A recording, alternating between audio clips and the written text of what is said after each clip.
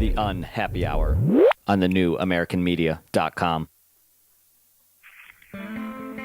Broadcasting to you live from the Milky Way Galaxy, the solar system, planet Earth, North America, the United States of America, California, Los Angeles to be specific. Hello everybody and welcome to the Unhappy Hour here on the new AmericanMedia.com and the TNAM radio network. My name is Brian Engelman and I'm going to be your host. And it's NBA time. Yes, it never ends.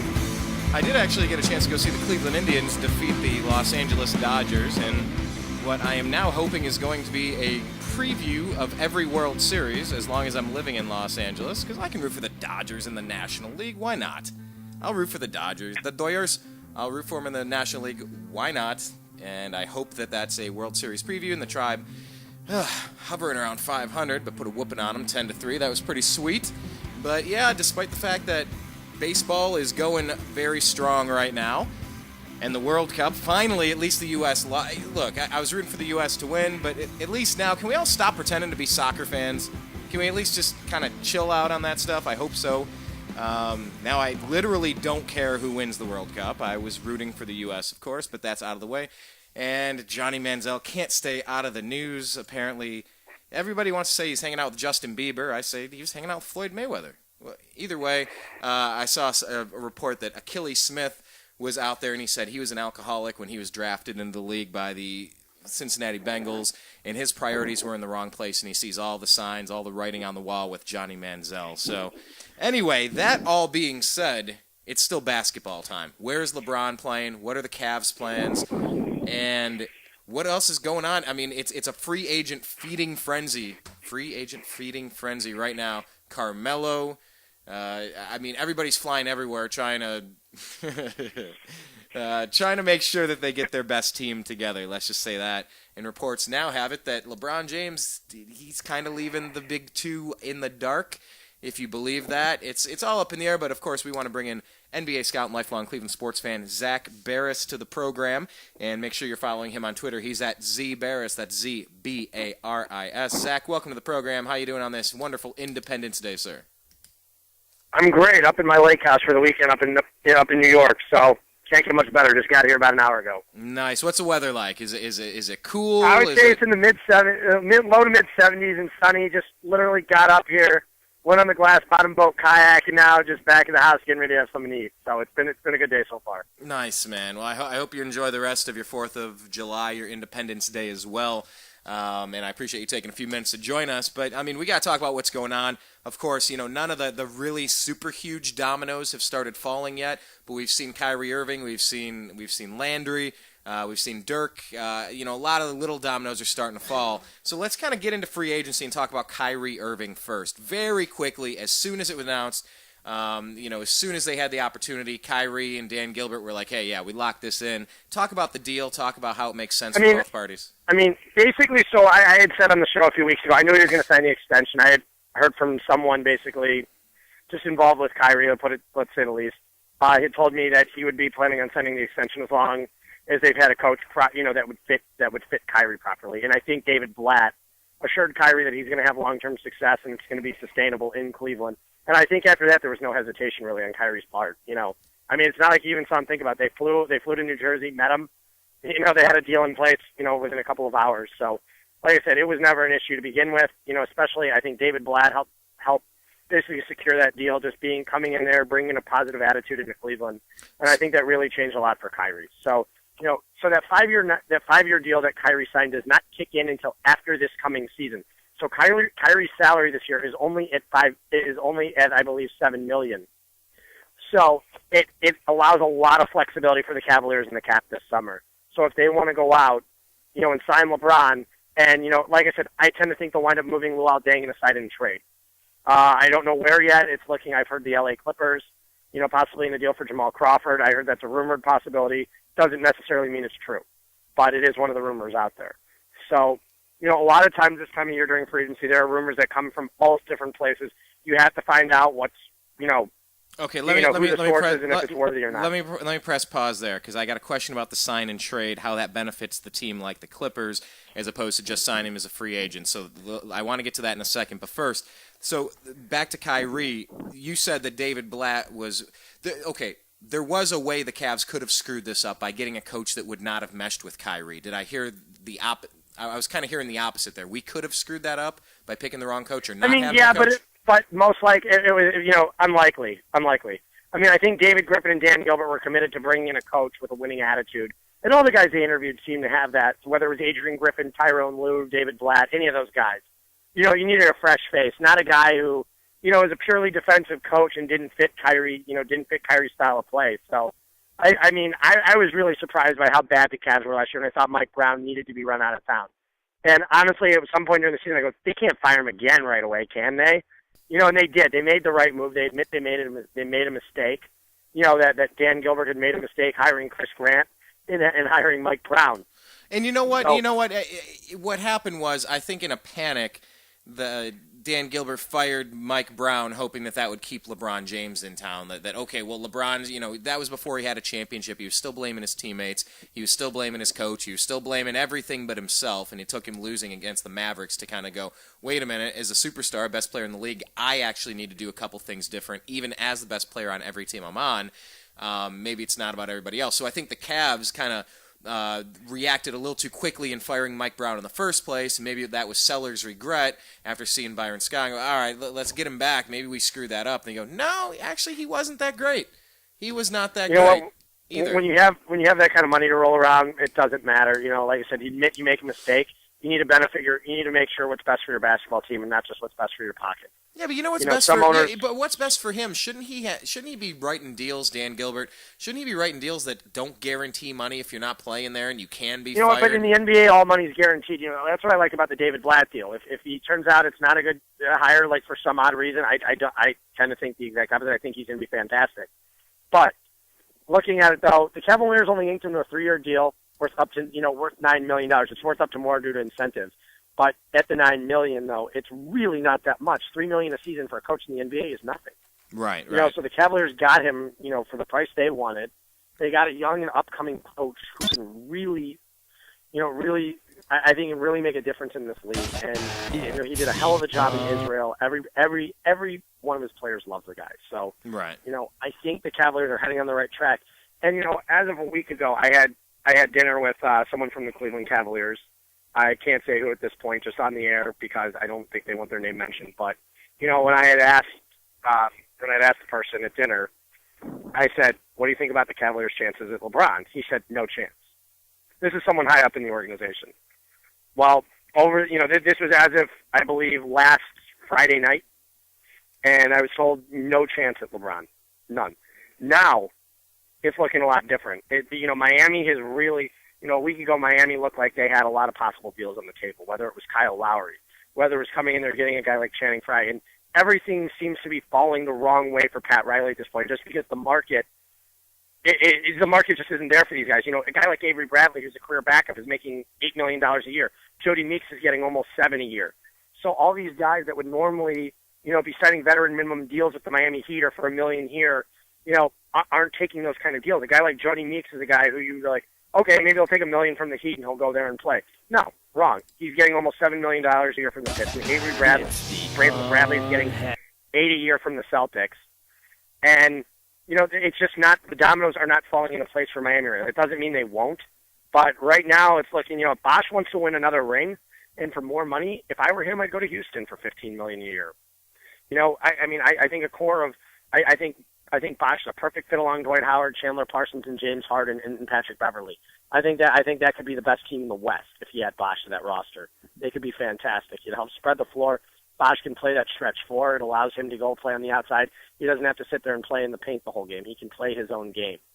And I think Houston would be a very tough out in the West. Now, I tend to think at this point, too, Carmelo goes back to the Knicks, most likely at this point. All right, hang on. Wait, hold on. I want to pause on Carmelo for a second because we're moving real fast, which is good because we're doing a shorter show. But regarding Chris Bosh, since you brought it up, one of the guys that listens to all of our shows on the YouTube channel, make sure you subscribe, youtube.com/thenewamericanmedia. UFC is MMA. He said Bosch is a shell. This is from our last show. He usually leaves about 20 comments, which is good because he's like adding reaction as it goes, and we want more of that. So please log in, subscribe, and continue leaving those. But he said Bosch is a shell of what he was in Toronto. We can't keep giving him a pass by saying he's just got a smaller role. That's no excuse. They needed Bosch more than ever this year, and he disappeared statistically. I wouldn't want Bosch on my team anymore. This is coming from a guy that used to love watching Bosch when he was in Toronto. I never missed a game on my league pass. The dude was a effing beast over there. Thoughts on that? I still think Bosch had a great year. I think he had his best year with the Big Three yet in Miami in his 4 years there. I think he had his best year this year. He had his most efficient year, and when LeBron wasn't playing and when Wade wasn't playing, he was fantastic. I tend to think any team who gets Bosch is still getting a great player. Bosch is not one of the top 10, top 15 players in the league. That doesn't mean he's not a top 25 player, though. Is Kyrie? Where's Kyrie? Top what?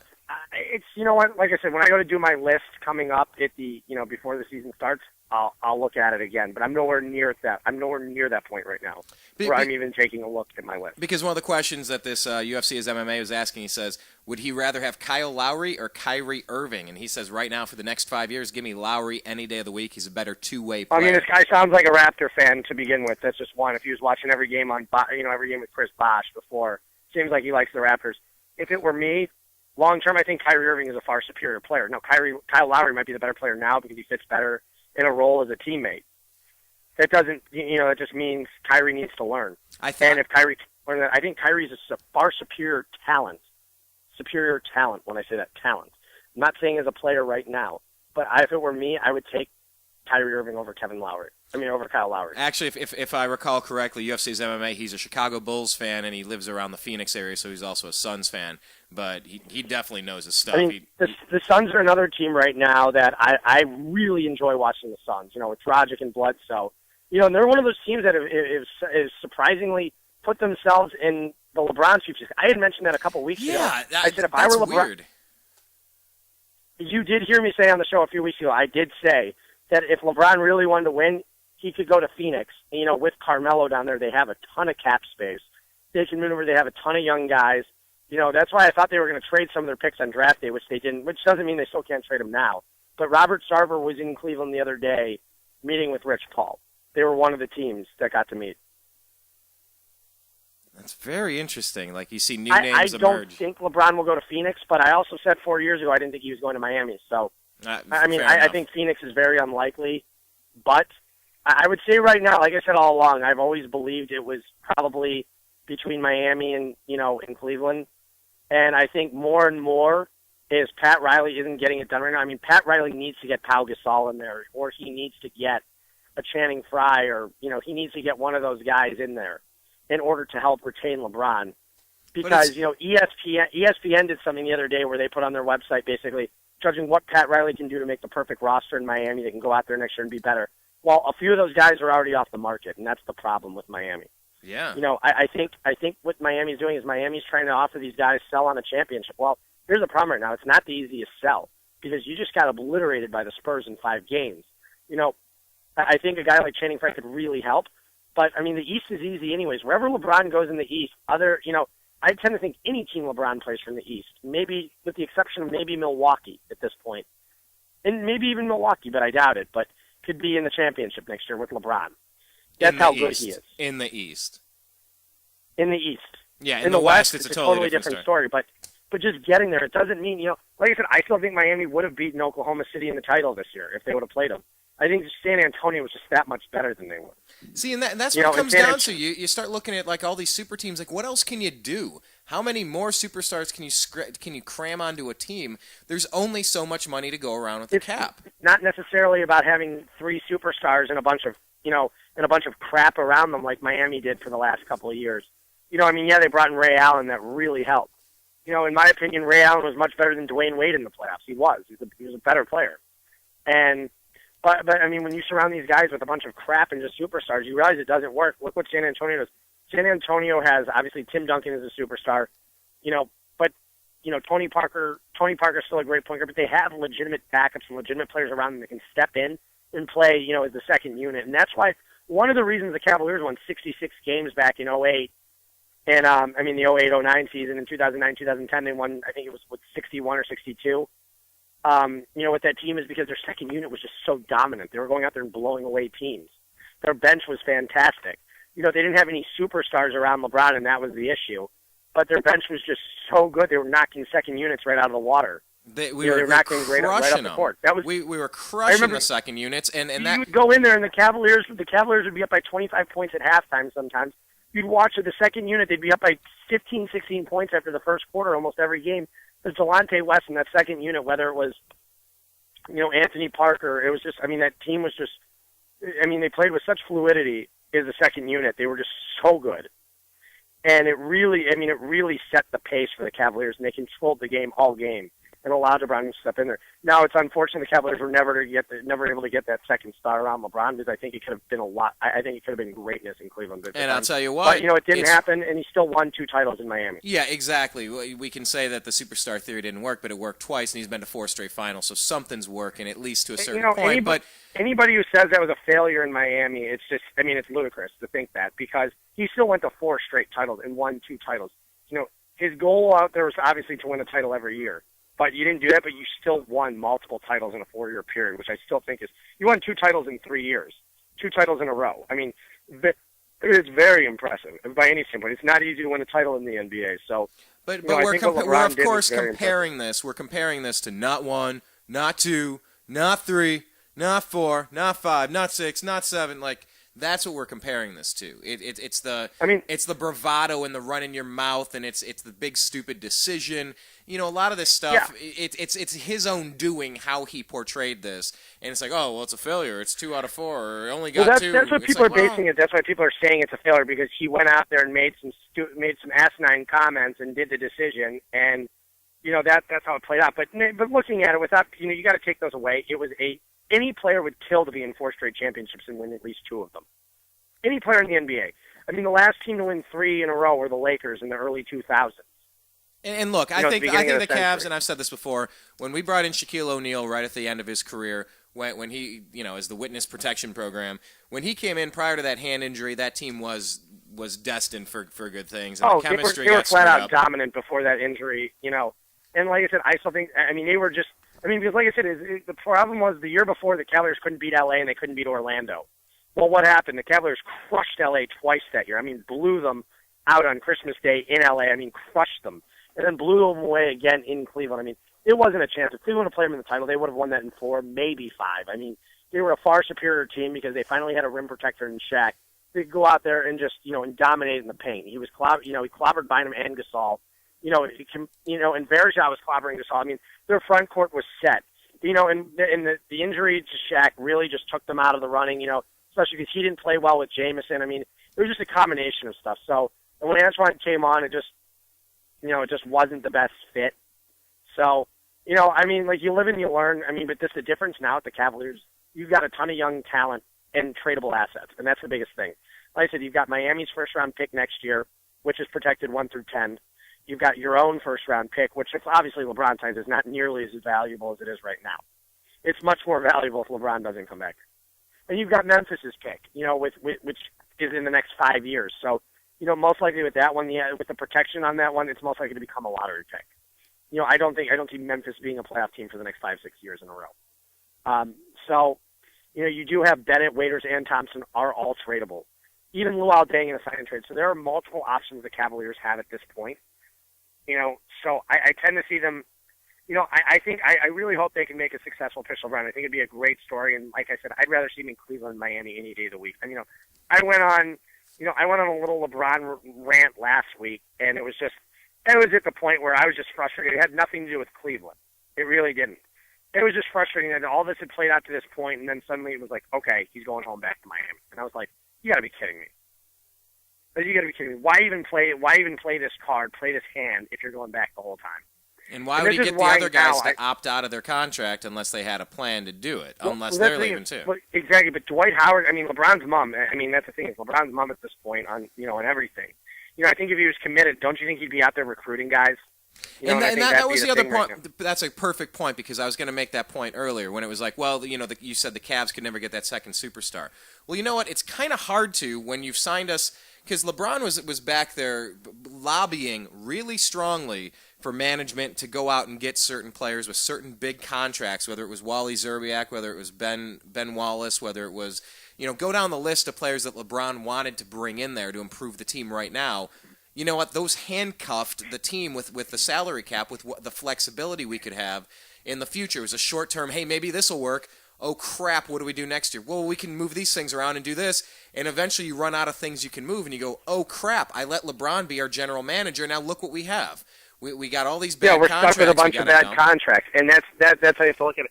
So you basically have to go in. Zach, the second point of that I was saying, though, before I forget, was that it was hard to sign a second superstar, especially toward the end of having a roster with no flexibility and over the salary cap, mind you. We were spending tons of money in Cleveland trying to get the best that we could, over salary cap, and LeBron wouldn't sign the deal. So how are you going to get a superstar when there's no commitment from LeBron? You're not going to get somebody in there. Kevin Love would play with Cleveland if LeBron signed, but you can't sign Kevin Love until LeBron signs, but you can't sign LeBron. Here's how you can work that. You can have a deal ready with Flip Saunders to go on the table. Okay, so let's say a deal involves no Andrew Wiggins in this trade. If you really want Love, you can offer up Love. You have enough players on that team where if you want him, you can go and get him.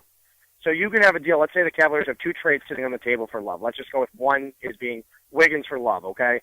And Minnesota would agree to that one, would be my guess. I think it'd be really foolish not to. I mean, I think Flip Saunders would have to be an idiot not to do that one.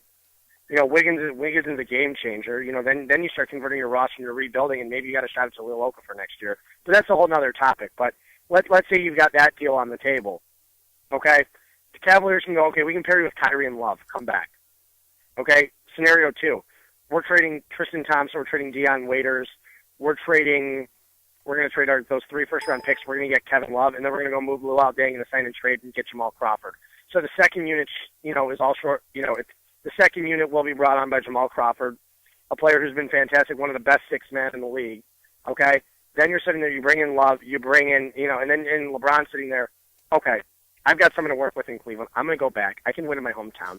This is a better team than I played for in Miami. This is young. It's a talented team. It's a team that can run the floor. And it's a team that can potentially beat San Antonio.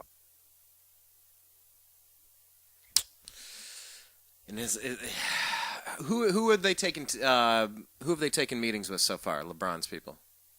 I believe, obviously, the Miami thing. I don't even have to mention them, but yeah. I believe it's been Phoenix, Cleveland, and Houston. And then Mitch Kupchak flew in late last night and met with Rich Paul. Oh, man, Mitch, what the heck? But like I said, I don't. The Lakers are a mess, and I think LeBron looks at that. The Lakers are more of a mess in their front office than the Cleveland Cavaliers. I mean, they want to bring in Byron Scott, the Cavaliers' old coach. Didn't the Los Angeles Lakers bring in Mike Brown, the Cavaliers' old coach? I mean, they've been talking about bringing Byron Scott, who would be a disaster. Kirk Rambis would be even worse. So, like I said, there's a reason why they haven't hired a coach. They're sitting out there saying, okay, if we can get LeBron, we're going to let him name the head coach. And we're going to bring in, and then we can bring in whoever we want. Like I said, I had heard a crazy rumor a week ago, or a couple weeks ago, that I brought on the show, which like I said, I don't see it happening, obviously, which would be a scenario which would bring Coach K and LeBron there. But I just don't see that one happening. Now it could, as outrageous as that rumor sounds, you never know. So, there's a reason why I didn't finish it last week. I can now that I have more assurance that it probably won't happen from the same source. But there's still always that slight chance that it will. There we go. You finally announced what that was, and now I can finally say it. Yeah, I actually ran it by some people at the Dodger game the other day. I'm like, well, hey, I've heard. But really, the Lakers franchise is what the heck are they doing? I mean, could they get Carmelo and LeBron and Kobe? Nobody would have a chance to touch the ball. I mean, there's only so much you can do on a basketball roster. That's the thing is, LeBron's a distributor. LeBron will go out there, and if he has to, he'll rack up 15 assists a game. He can do that. But Kobe, we don't know how Kobe's going to be coming back from that surgery. I just don't know how he's going to hold up. I don't know. Obviously we know Carmelo's in his prime right now. But like I said, is Kobe right? Where is he right now? We don't. Nobody knows. At least Derrick Rose worked out for Carmelo Anthony the other day. At the new facility. I mean, he was working out. He was working out in front of Carmelo, so to prove that he's healthy. He was working out in front of him? Yeah. Because I'm reading this story on ESPN. It says, turns out that Derrick Rose was not a part of the Bulls' pitch to Carmelo Anthony. He was not a part of the pitch. Derrick Rose was working out at the facility when Carmelo happened to be there. Derrick is back in the gym. He's practicing. Derrick was not part of the pitch. He never wanted to be part of the pitch. It's not Derrick. That's the exact opposite of Derrick. Derrick doesn't want that. Derrick didn't pitch LeBron. He didn't pitch Dwayne Wade a few years ago. He's not going to sit there. That's not Derrick's MO. He's going to sit there. He's going to do his own thing. But Derrick was in the gym. Derrick is healthy. And like I said, I think Chicago's got a hell of a roster for Carmelo to go with next year. If Carmelo really wants to win, I think the Bulls are in perfect position. I think Houston would be a nice fit, too. Granted, do I think that New York, if he really wants to win, New York's not the answer, at least this season. It might be in 2016, but I don't think it is now. And I think it's purely a money thing if he goes back to New York. And they've made their pitch. I mean, like I said, it would be hard for me to turn that down, too. You know, New York's an amazing city. And to turn down an extra, $37 million, something like that. You know, to turn that down, it's a lot of money to turn down. Yeah. It's well. What about the Bulls trying to add Nikola Mirotic?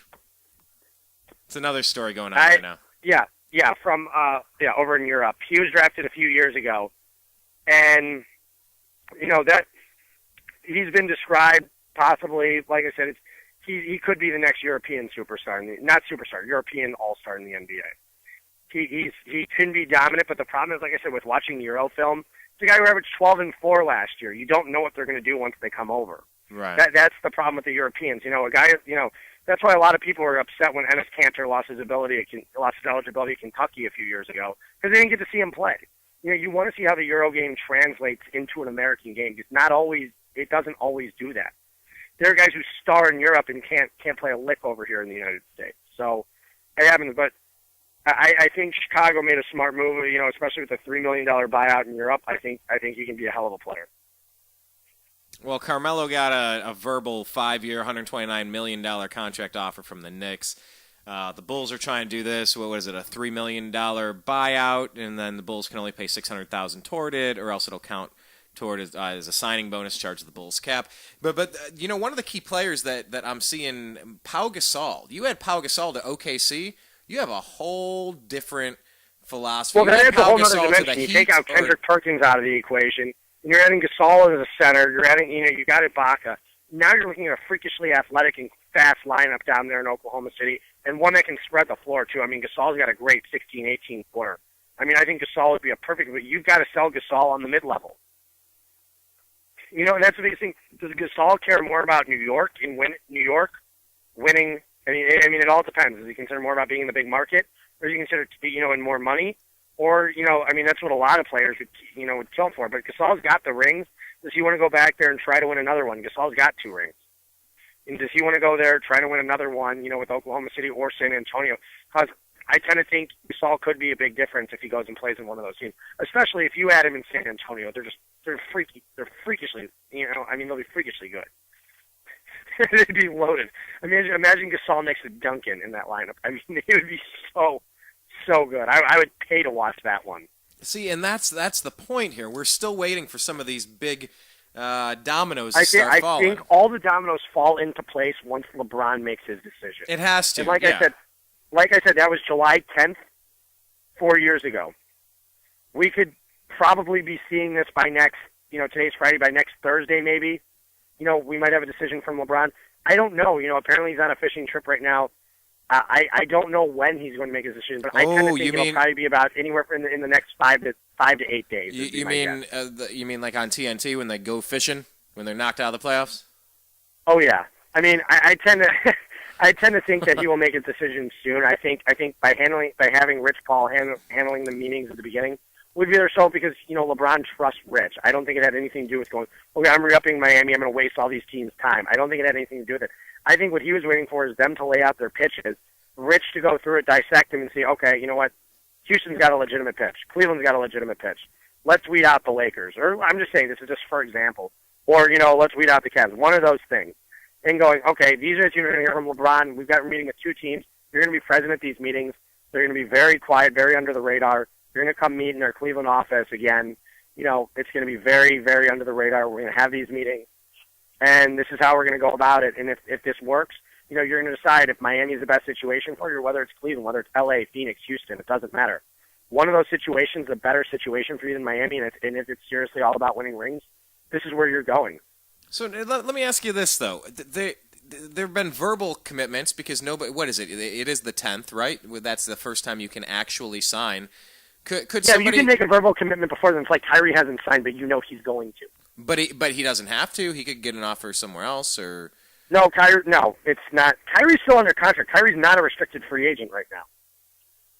He's not a restricted free agent. Kyrie does not hit the market. He would hit the market after this coming season. Kyrie cannot go and negotiate with other teams right now. Preemptively locked up is what this was, to avoid all this mess.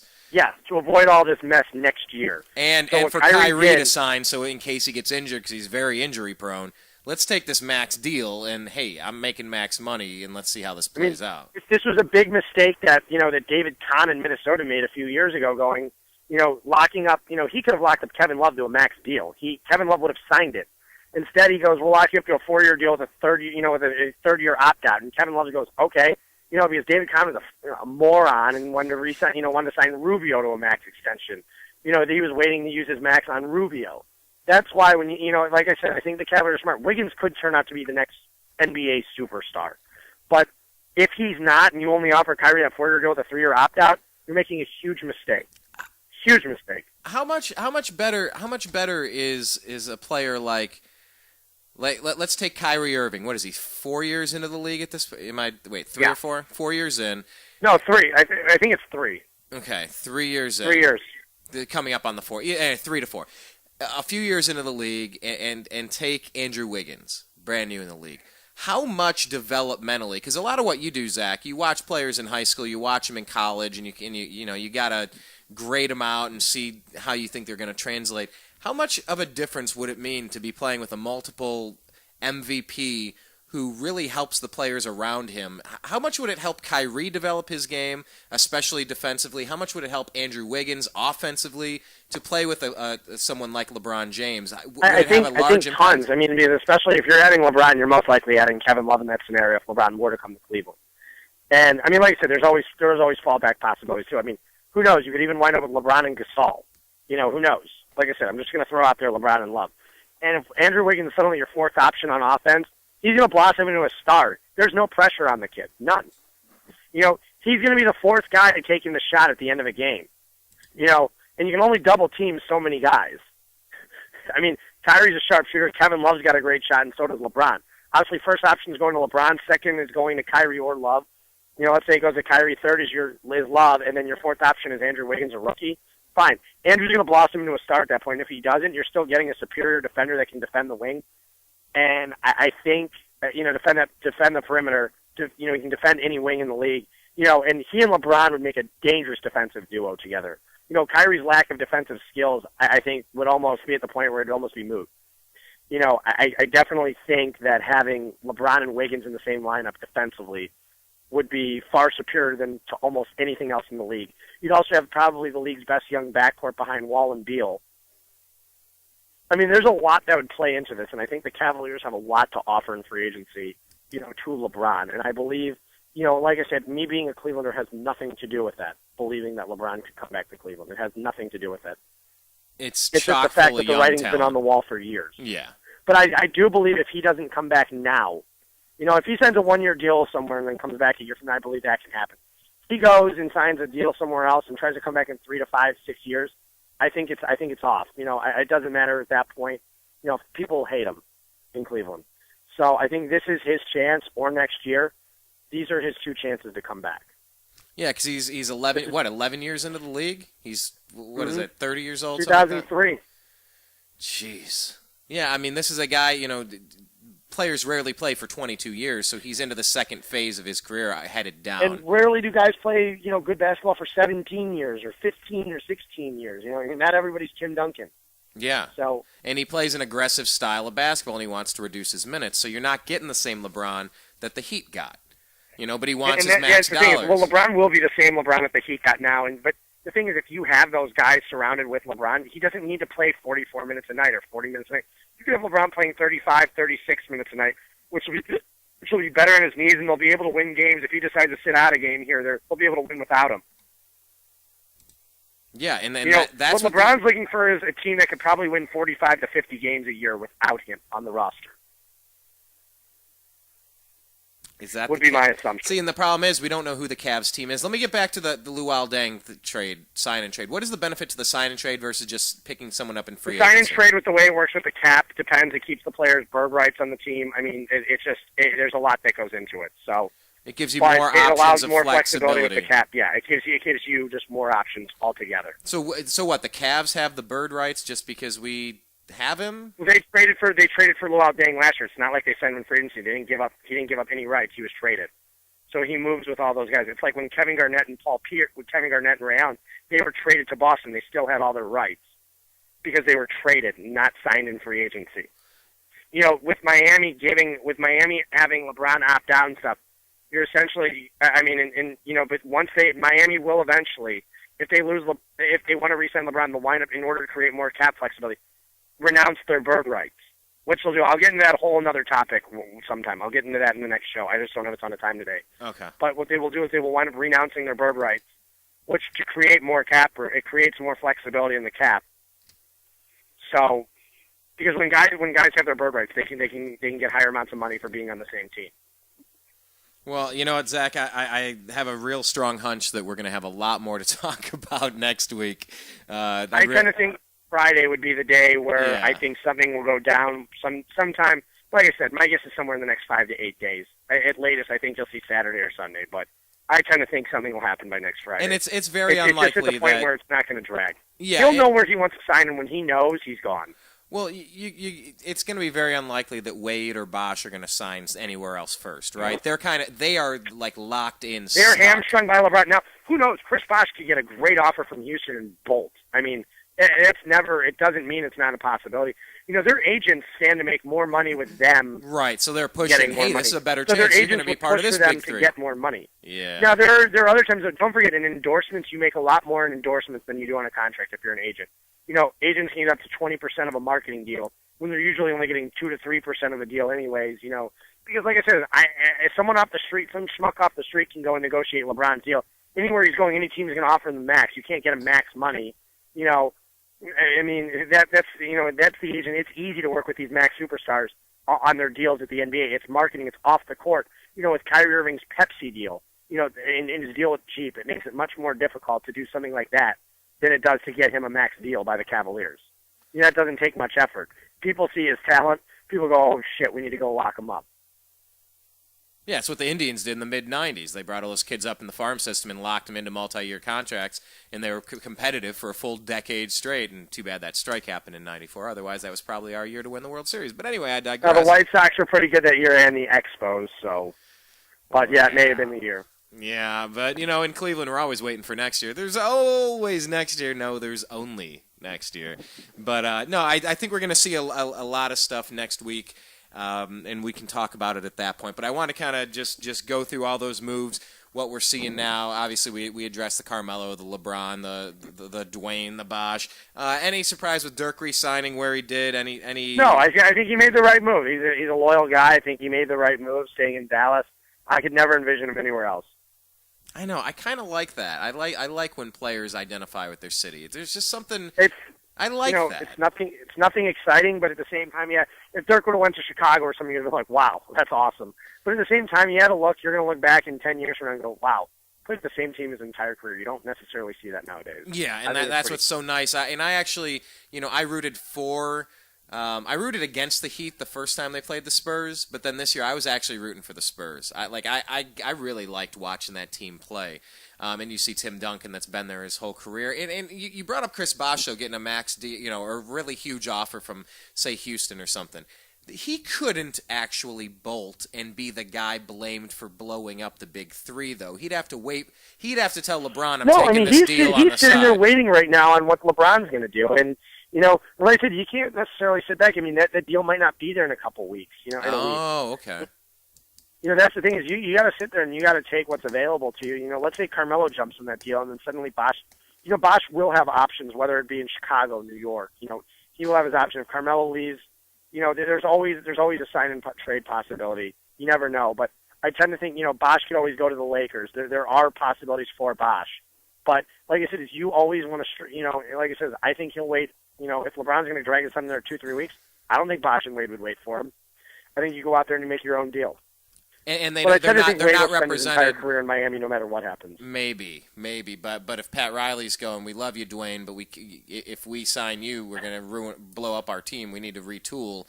We got to sign you for a lot less or something, and come into the front office when you're done. Have a long career with the Heat. Maybe that's the case, but I mean, now you got me thinking. If a team like, I don't know, call it the Rockets or the Knicks would say, all right, Bosh, we're gonna offer you the same deal we're offering Carmelo Anthony. They're both out there verbally. And we want to know if you're in, and we need 24 hours because we're going to pick one of you or the other. Like, when do they put the ticking clock? Like, it's either you or him, and they have to jump at an offer and say, hey, this will not be here tomorrow. How much pressure are the teams putting on the players versus the players calling all the shots? I mean, sometimes they put on a lot of pressure, and players cave. It's just not, sometimes players are willing to call the team bluff at the same point, too. And sometimes it works, sometimes it doesn't. I think Kyle Lowry made the right move that he's going to re-up in Toronto. Did that surprise you? What? Did it surprise you? No, I mean, it did a little bit considering, I thought he was gone to the Heat a week ago. But Rick Bucher reported that misinformation, so, I mean, it was really bad. But, sign and trade for Norris Cole in the first-round pick. It sounded like a joke to begin with. I go, oh, you got to be kidding me. I go, how the hell is Pat Riley pulling this off? And luckily that was false. I mean, I could not believe that. I was sitting there just shocked. Yeah, he was one of those pieces, like you said a week ago. We knew, or we thought we knew, what was happening, and that's the beauty of this soap opera that us men follow and women as well. But it's it's kind of, sports is our guy's soap opera. You think and the funny thing is, Melo never even met with the Heat. I mean, the whole thing was Stephen A. Melo never even wound up meeting with the Heat. Wow. Interesting. And LeBron, it's all centered around LeBron and what he's going to do. And I've said for a while I still see him come back to Cleveland. I'm not holding my breath. I'm not going to be hurt if he doesn't. I'm just saying I think. Either am I. I'm telling you right now, I'm saying it's still the dream scenario. But, I'd love to see it happen. I'm not going to sit here and guarantee that it'll happen because I'm not necessarily as I was, 3 weeks ago when Miami lost the title. I was pretty sure at that point he was going to make the. But like I said, you never know. LeBron's a total wild card. I would rather have him go somewhere else. I'd even rather have him go to a Laker than have him stay in Miami. So, and I went on my little Twitter rant the other day. So, which was pretty funny, by the way. I was having my little mini meltdown. So, but it worked over well. So, I actually have to go. I have to go have lunch. My whole family's in town. So. Absolutely. Well, make sure you follow Zak's Twitter rants on Twitter at @ZBaris. That's ZBARIS. Well, enjoy your place up there in New York. Get some rest, buddy. And I got a Thanks again for having me on. Yeah, absolutely. We're gonna have a really big show next week. I think a lot of the pieces are gonna fall, and we'll do all the recap at that point. So thank you for your time. Happy Independence Day, Zak. We'll talk then. And for all of you, if you haven't checked out our homepage, we need you to do that. Go to thenewamericanmedia.com. and check it out. On the bottom right, you can see our Twitter feed. It's at @American_media_. You can follow us on Twitter. And then on the bottom right is also our Facebook page. You can do a regular search for The New American Media with spaces in between, and you can like our page. Or you can just click it right off our homepage, thenewamericanmedia.com, and subscribe to our channel, youtube.com/The New American Media. We have 3 years of content over here. What is it? I can't see the statistics now. I don't know. What is it? It's 330,000 video views and, I don't know, 1,700 subscribers. And you're the next one if you're not on yet. Make sure that you do that. Tell a few of your friends. This is going to be a really big year for us here at thenewamericanmedia.com, and we appreciate each and every one of you for helping us make it so. Now, I want you to go out and celebrate Independence Day in a safe and responsible manner. Remember that this isn't about hot dogs and barbecues and beer, although every one of those things are fantastic.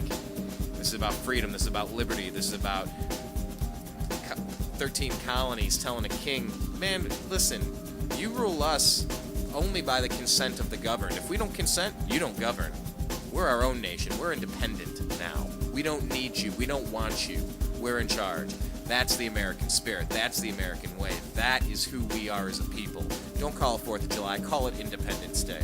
And swing by and check out the show that we just did with Blake the Eccentric Wally on Agree to Disagree. It's more of our political and current event shows, talking about the importance of Independence Day and where our nation is headed. We got some work to do, folks. My name's Brian Engelman for the TNAM Radio Network, signing out. Wishing you the best Independence Day possible. Talk with you next week. A whole bunch of free agency signings are going to happen then. I appreciate you. I love you. And I'm out.